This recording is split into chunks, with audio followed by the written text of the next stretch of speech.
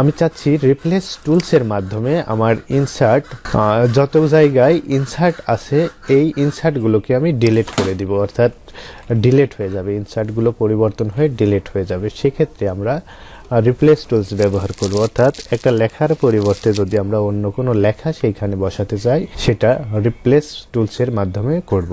এখানে ইনসার্ট আছে, আমি ইনসার্টের পরিবর্তে এখানে ডিলিট করতে চাচ্ছি, ডিলিট। এইখানে দেখুন রিপ্লেস আছে এবং রিপ্লেস অল আছে।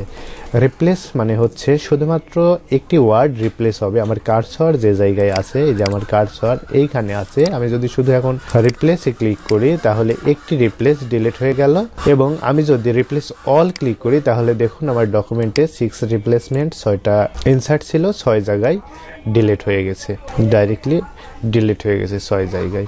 তো আমরা মাইক্রোসফট ওয়ার্ড প্রোগ্রামের হোম ট্যাবের যে টুলসগুলো ছিল সেই টুলসগুলোর ব্যবহার দেখলাম। এই টুলসগুলো আপনারা ব্যবহার করবেন এবং ভিডিওটা আবারও বারবার দেখে টুলসগুলো প্র্যাকটিস করবেন, তাহলে এই টুলসগুলো সম্পর্কে আর কোনো সমস্যা থাকবে না। তো মাইক্রোসফট ওয়ার্ড প্রোগ্রামের হোম ট্যাবের কাজগুলো আজকে আমরা দেখলাম। এরপরে আমরা ইনসার্ট ট্যাবের যে কাজগুলো